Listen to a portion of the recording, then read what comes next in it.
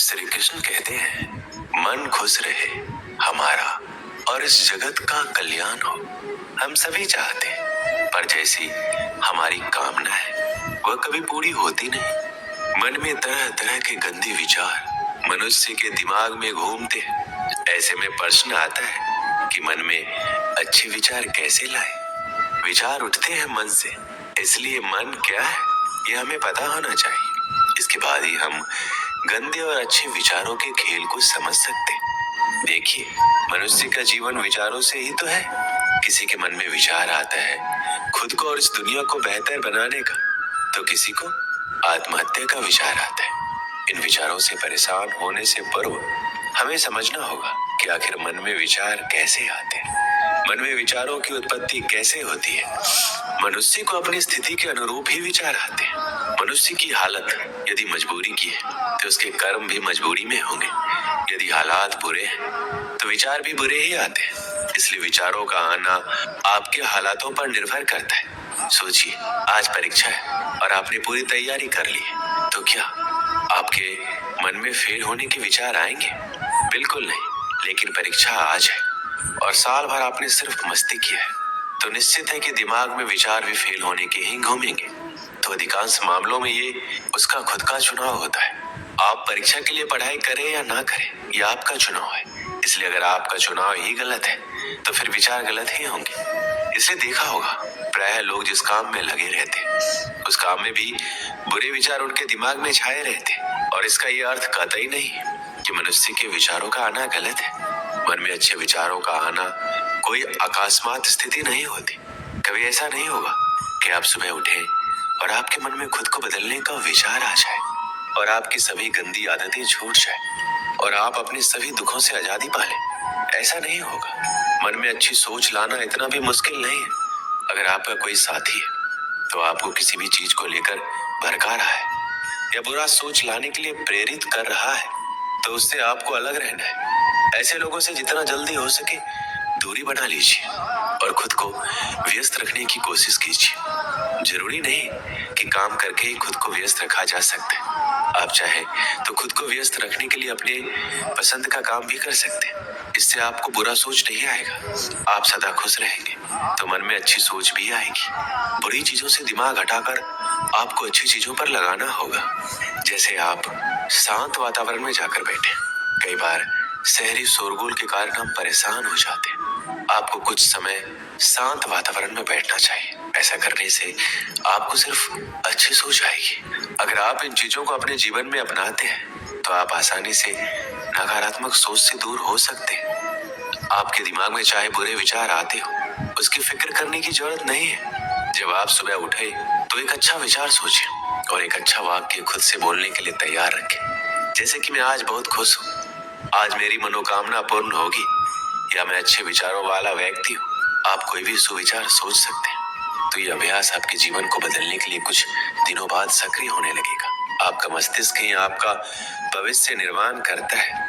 जब भी आप बिस्तर पर सोने जाएं, तो इस बात का ध्यान रखें कि आप क्या सोचते हुए सो रहे हैं। यदि नकारात्मक विचार है तो उसकी जगह अपने और अपने परिवार के लिए कुछ अच्छा सोचकर सोएं, या अपने इष्ट देव के नाम का जप करते हुए सो जाएं। आपका अंतिम विचार ही पूरी रात आपके दिमाग में चलता रहता है, जिसका आपको पता नहीं चलता है। ये विचार ही आपके जीवन को सबसे ज्यादा प्रभावित करता है। इस विचार का सबसे अच्छा होना जरूरी है। अतः सोते समय अच्छे विचारों को दोहराते हुए सोना चाहिए। मन में किसी प्रकार का भय और शंका लेकर नहीं सोना चाहिए।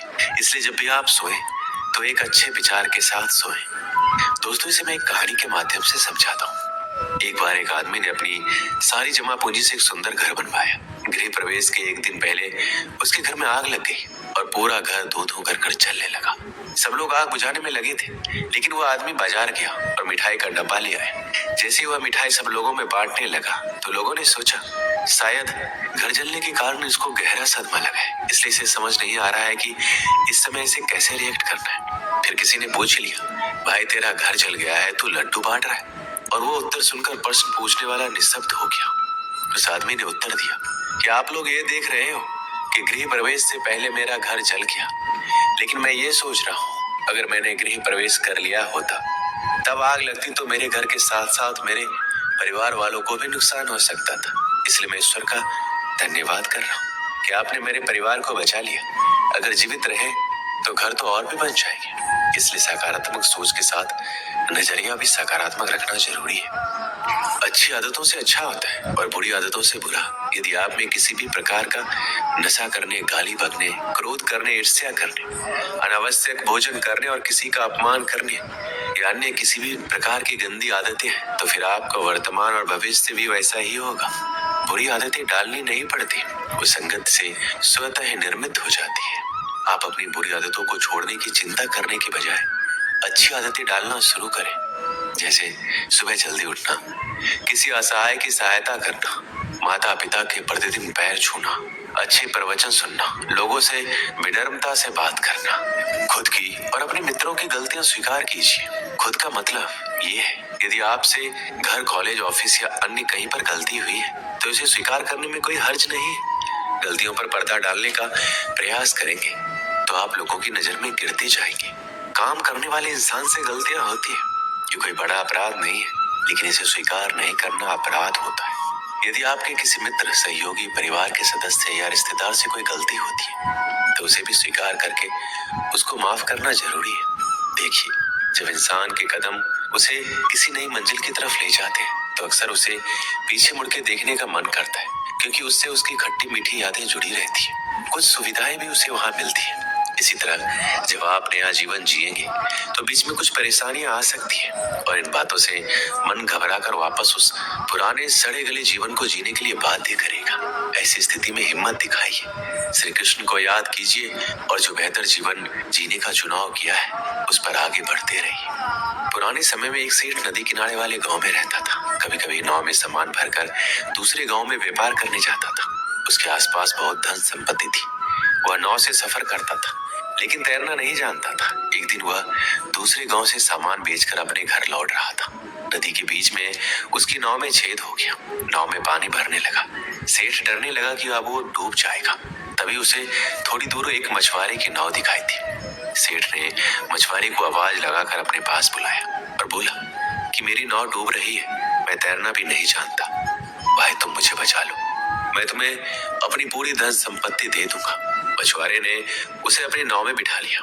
मछुआरे की नाव में बैठने के बाद सेठ की हालत थोड़ी सामान्य हुई। अब सेठ कुछ सोचने लगा। वो मछुआरे से बोला, भाई अगर मैं तुम्हें मेरी पूरी संपत्ति दे दूंगा तो मैं अपने घर परिवार का पालन कैसे करूंगा? मैं तुम्हें पूरी नहीं, आधी संपत्ति दूंगा।